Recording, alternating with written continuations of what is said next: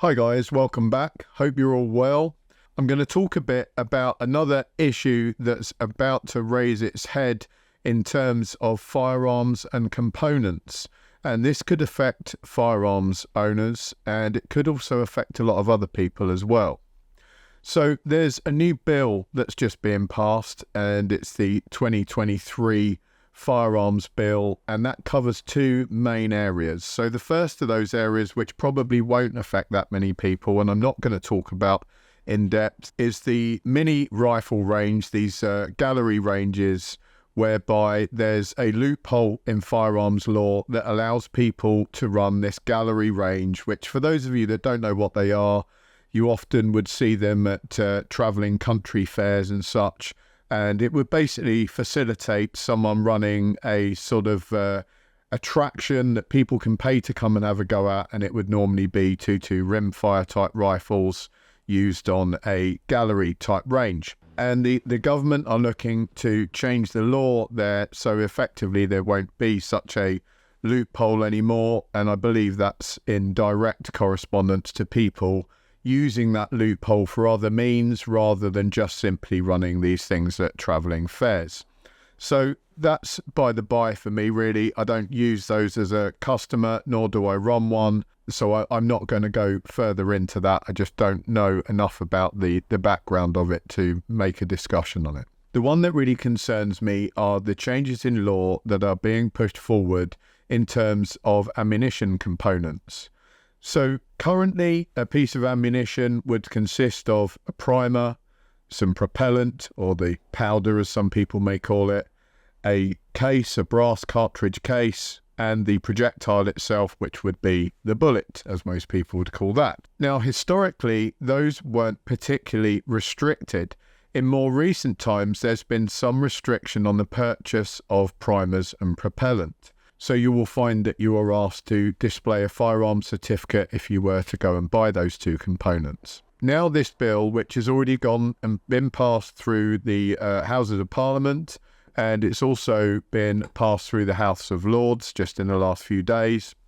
So it only requires the stamp of the King now, which it would be very, very unlikely that it didn't get that. So in effect, it's probably 99% going to go through.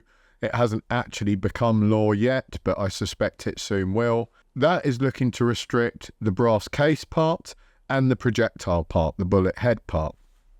And that's fairly sensible, you might think. And I understand why the government might want to restrict those things. It's because there's been a huge uptick in organised criminal gangs making ammunition for modified weapons. So these guys might be modifying something like an air pistol, a BB gun or whatever, re-sleeving the barrel, making some mild engineering modifications to it so it can actually fire a live piece of ammunition. And then the hard part for those guys would be to then source some ammunition for it on the black market. So they're getting around that by using, various different components that could be sourced at the moment, such as the case, the projectile, propellant, primers, etc. And they would then build their own ammunition for use in these illegal weapons.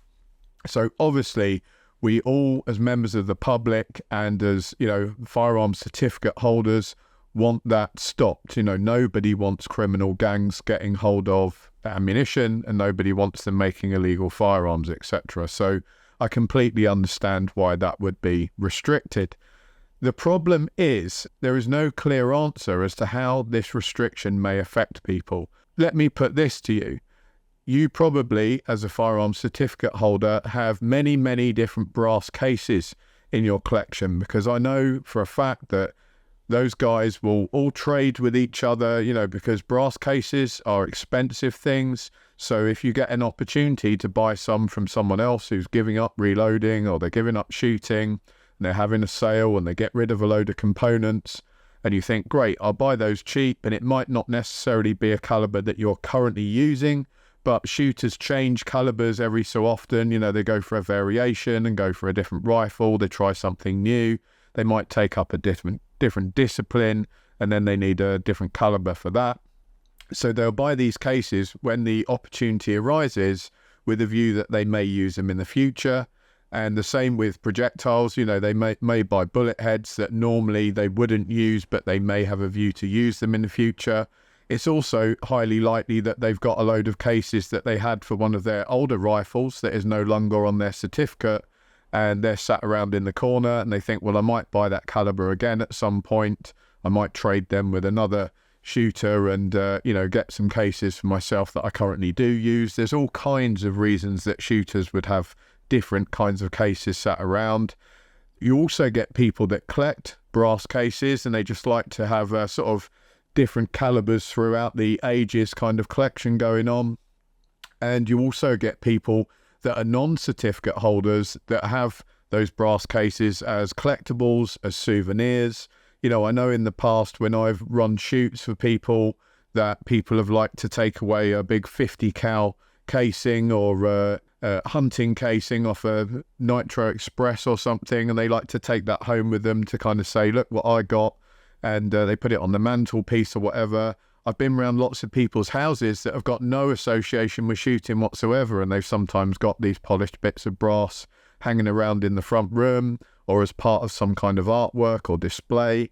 If you go on Etsy currently, there's lots and lots of people selling various different cartridge case type art. They're making them into various different things, whether that be pens or bottle openers, all kinds of things. You know, I even remember as a kid, I think my mum and my nan had, you know, casings in various different formats in the house sat around on the mantelpiece for whatever reason. And it's certainly not uncommon. Now, if this bill becomes law, which I believe it will, there is a chance that if you don't have a firearms certificate for those components, that you would in fact become criminalized. You know, you would be a criminal. And if you just read it, if you read the bill as it is, that's how it reads. You know, it basically suggests that people that don't have, you know, a certificate for the legitimate use of said components would in fact be in possession of something that wasn't legal. I do hope that they caveat that when it does become law. And, you know, the sensible option for me would be to say that if someone doesn't have a firearms certificate, then they probably shouldn't have those components at all. That would seem the most sensible thing. You're still at a big risk then of criminalizing a lot of members of the public, as I said, that might have some of these as, you know, art pieces or whatever, or just random souvenirs. So then you could caveat that further and say maybe it would be sensible to say if someone hasn't got a firearms certificate and they are in possession of these components, i.e. the brass case, for example, and they are in possession of things like a press and the other tooling that you would need to actually manufacture ammunition, that would constitute you breaking the law. And there would be something in place to make sure that Mrs. Miggins, who happened to have a couple of British 303 cartridge cases sat on the side that her husband bought back from the Boer War or whatever, she's not going to suddenly become a criminal because of that. Because that would lack common sense. You know, it would serve no purpose to criminalise hundreds of thousands of people for something that is completely inert and they may not ever be aware that they've got in their possession wrongly. Because a lot of the problem with this stuff is it bestows responsibility on the member of the public to kind of keep an eye on all these changes and make sure that they fall in line with them. And that's all well and good for firearms certificate holders because we're aware of that. We keep an eye on the law. We try and, you know, make sure that we're doing everything correctly. And even for us, it can become quite a headache to keep track of all these changes. But if you're just a member of the public that's had that thing sat around in your front room for the last 50 years, you're probably not going to be looking for the latest firearms changes in regulations. You're certainly not going to think it affects you. So that is currently unclear. I have asked my good friend, a solicitor who specialises in this stuff, to give his opinion. His answer at the moment was also he's unclear. So he's waiting to get clarity on that as well. It's something that's currently being discussed amongst solicitors and people that are specialising in that kind of subject matter, because we are all rightly concerned by the fact that we don't want to suddenly become criminals overnight for a stash of cases that we happen to have built up, because those things are just inert pieces of metal, you know, until we've actually turned them into something.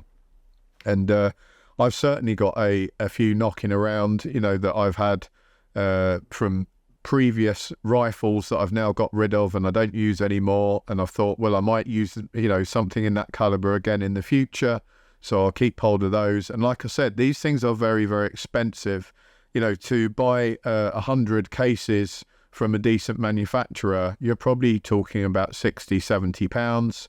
So those can be reused multiple times. So people, of course, keep hold of them. They don't just throw them all in the bin. Even throwing them in the bin might be a kind of dubious way to deal with something. If it becomes illegal to possess that, you probably don't want to just chuck them in a random bin and then someone comes across them, maybe when they're doing the rubbish collection or whatever.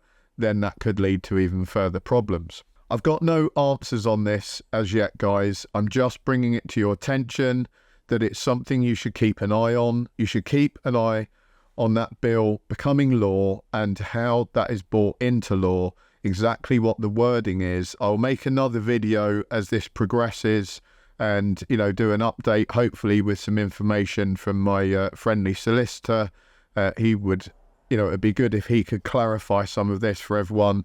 And again, I'm waiting to meet up with him, and hopefully we'll do a Q&A and get some of that on here. But it's definitely worth keeping your eye on. You know, don't bury your heads in the sand and just think, oh, well, you know, I've got no bad intent, so the police aren't going to bother with me. As we've seen recently, you know, people are getting tugged in for all kinds of misdemeanors if they're firearms certificate holders. So I would strongly urge you not to give people reasons to be able to come round and lay the force of the law on you. Even if you didn't get prosecuted as a firearms certificate holder, if that does indeed become law, it's very likely that the FEO, if he saw those cases or came round and asked you if you had any of those cases and you said, yes, they're not on my certificate, you know, I don't have that caliber on my certificate at the moment, I'm just keeping them for, you know, down the line when I might do. It's incredibly likely at that point he could say, well, that is an irresponsible thing to do. You know, that's unlawful and therefore I'm revoking your license. So do keep an eye on this. It's well worth your attention.